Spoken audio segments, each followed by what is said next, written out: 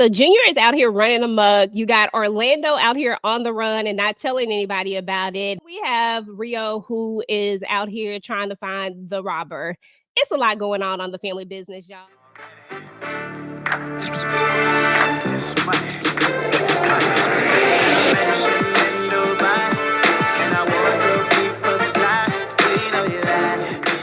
What is up? It is your girl EJ, and I am back with another review and recap of the family business. Today, we're talking about season 5, episode 1, entitled The Aftermath.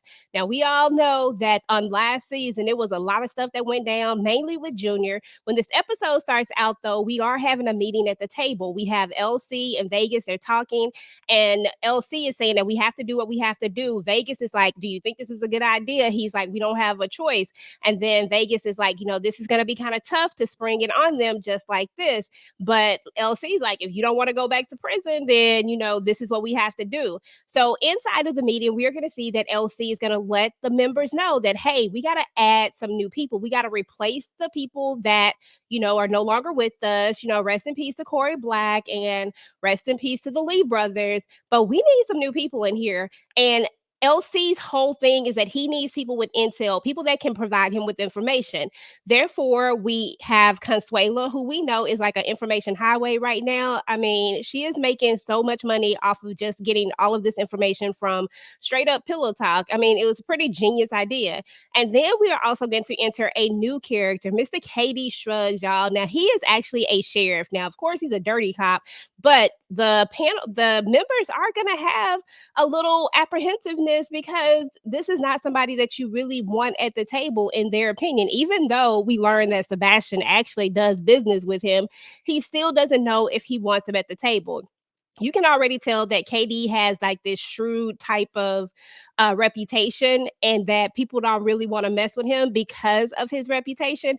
You can even see that when LC is talking to him a little bit later in the episode. So anyway, y'all, Sebastian goes back and forth with LC and has the nerve to tell him, like, can we take a vote? And I'm just like, dude, this not even your table. How are you going to ask him to take a vote on something that don't even belong to you? And LC said the same doggone thing. Y'all, did y'all see how angry LC got when he told him to get the up out of here? So now Sebastian is gone. So I feel like there's one person that possibly is going to want some get back. I mean, we're going to have a lot of people coming after us this particular season. So, it is what it is. But anyway, y'all, we introduced those people to the table. Nobody else really has much to say, but let me tell y'all one thing. The way old Senior Cruz introduced LC when he came in there, when he said LC to the Duncan, I'm talking about, that's the type of intro I want. That's the type of person you want around you. I've always loved Senior Cruz. He's always been the absolute most. He's always so colorful, but he always ride or die for LC. And I don't think he's going to be one of the people that cross LC. I honestly think that it's probably going to be Brother Minister or Sebastian at this point. My two best guesses. Let me know what y'all think down in the comments.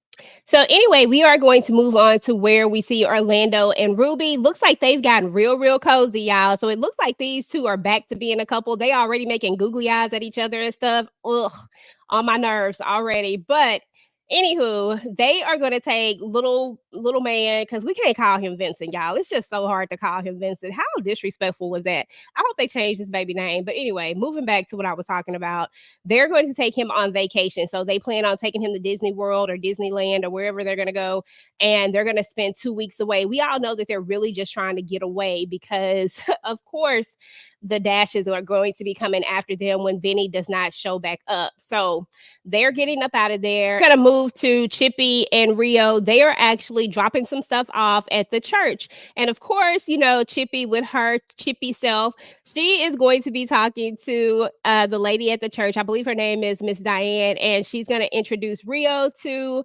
her. And then that lady said, I heard you have an alternative lifestyle. And Rio is looking at his mama, and she looking at her like, what in the world is going on here? Come to find out, Miss Diane want to hook him up with her son, y'all. It was a whole thing, and Rio was not here for it. He like, I don't even know what he looked like. I don't know what type of person he is, but y'all out here just trying to, put me up on these dates. And Chippy's like, you got to do it now because, she already texted him.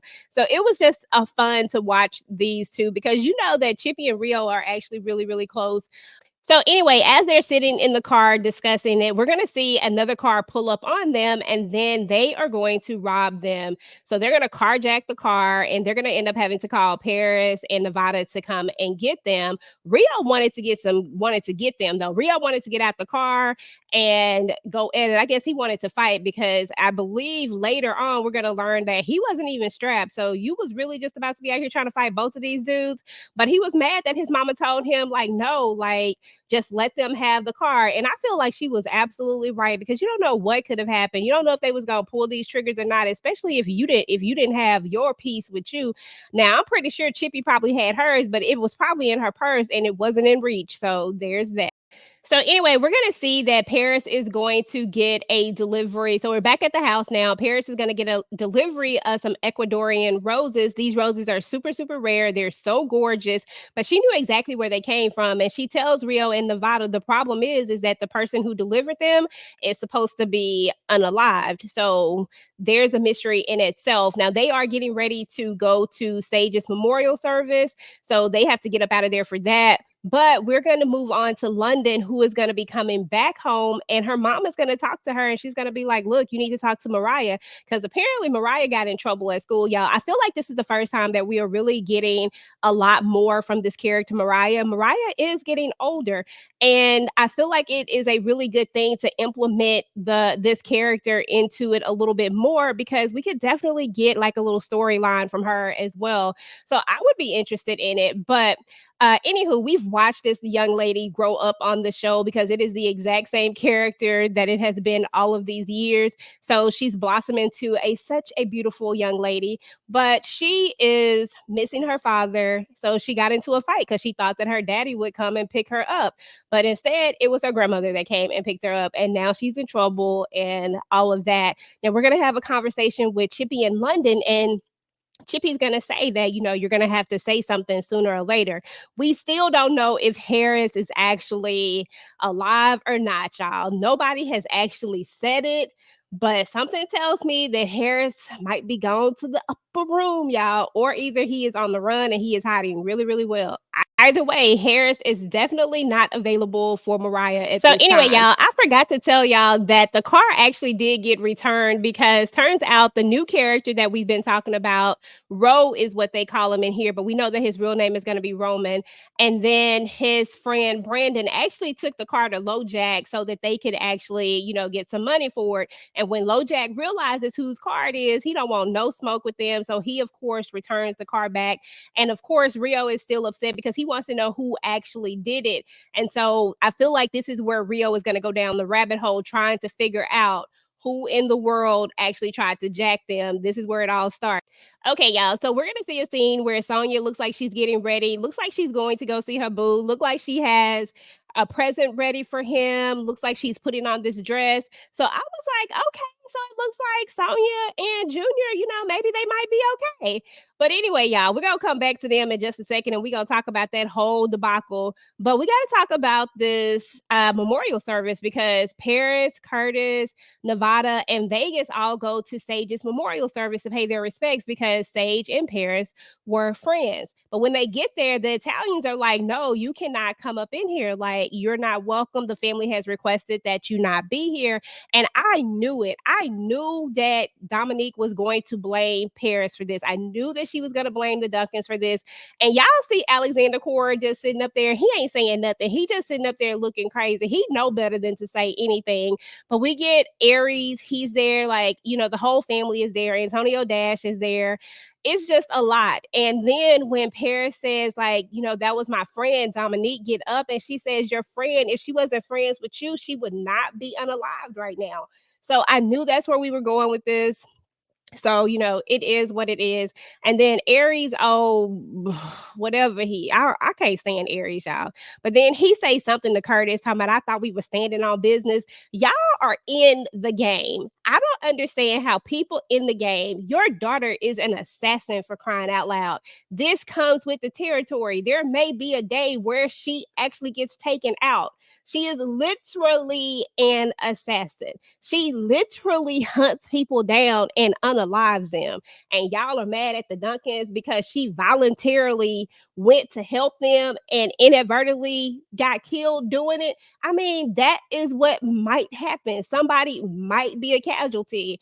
I don't understand it. I don't get it. I think it's crazy, but some people need to put their grief somewhere. So I guess this is where they want to put it. Y'all, Antonio Dash takes this time to talk to Vegas. Vegas tells him, like, hey, we missed you this morning. And then he said, yeah, I was helping bury Sage. And then he goes on to talk about Vinnie, saying that nobody had heard from Vinnie all this time and asked him, did he know anything about it? And Vegas was like, nah, he don't know anything about it. So you can hear them in the background talking as they're walking away. He thinks that they absolutely know something about it. But the truth is that Vegas really have no clue as to what happened because Orlando hasn't told anybody about it, right? So there's that. So when Vegas gets into the car, he calls Orlando and he asks him, y'all, and Orlando just straight up lies. He does not budge on what is really going on. I just hate when they do this.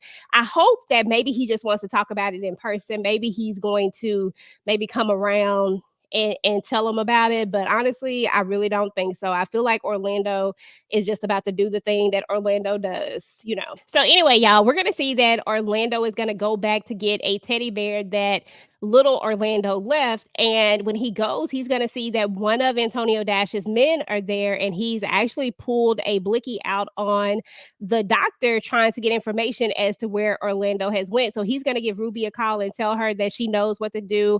They have like, he gave her like $200K to basically go on the run with their son. They need to be in hiding. He told her to just follow the story. So it looks like they've already thought this out. They've already figured out what they're going to do. So I guess we shall see how this plan kind of evolves. Okay, y'all. So moving on to the dinner scene with LC and Katie Shrugs, because LC is like, I really don't want to be at this dinner with you. I really don't want to be seen with you.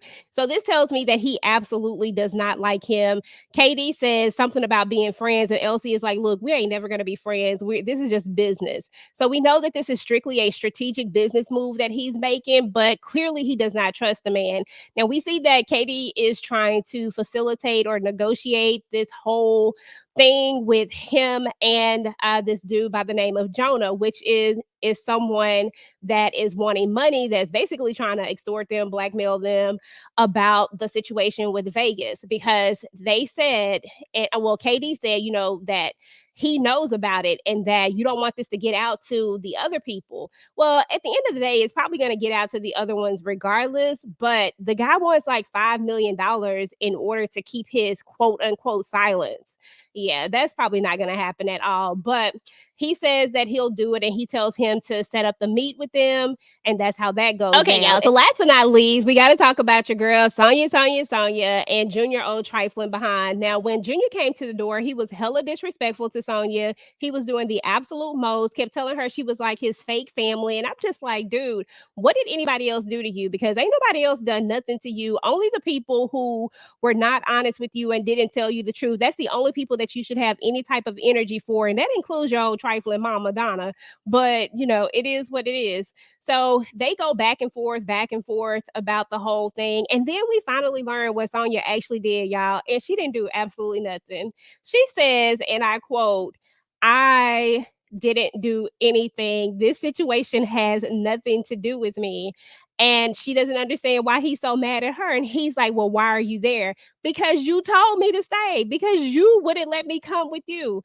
I'm just like, Junior, I just can't, y'all. I really can't. And then, you know, he slams the door in her face after telling her not to pop up to his mama house unannounced again, right? She goes, gets in the car. This is when we learn that she absolutely is pregnant. And then we swing to the inside of the house, and turns out Junior is all up in here cheating on Sonya, y'all. And she didn't do nothing. Not one single thing. He out here with these doggone Hellfire girls, and Sonya ain't did nothing. And now she out here pregnant with his baby. Y'all, I cannot. I really can't. I really cannot. I cannot rationalize this. Some of y'all want to say that Junior has the right to be upset. Junior has the right to be mad. Junior has the right to feel all these feelings. But do Junior have the right to be a straight up jerk, a straight up a-hole? The way he is treating everybody, this ain't right, y'all. Like, Junior is doing way, way too much. But we're going to talk about that in a whole nother video because this is just a review and the recap of season 5, episode 1. Let me know what y'all thought about this episode. Anyway, let me know what your favorite part about this episode was. What do you think about Donna and Junior? What do you think about Orlando and Ruby being on the run? Should he actually tell his family? And do you think that Dominique Leroux was right for being mad at Paris and the Duncan family, blaming them for their daughter's death? Go ahead and get the conversation started down below, guys. Meanwhile, if you like this video, make sure to go ahead and like, share, and subscribe to your girl channel. Turn on your notifications so that you do not miss out on any of my future The Family Business Talks. Meanwhile, YouTube says that you just might like this video next, so go ahead and take a look, and I will talk to you guys later. Peace.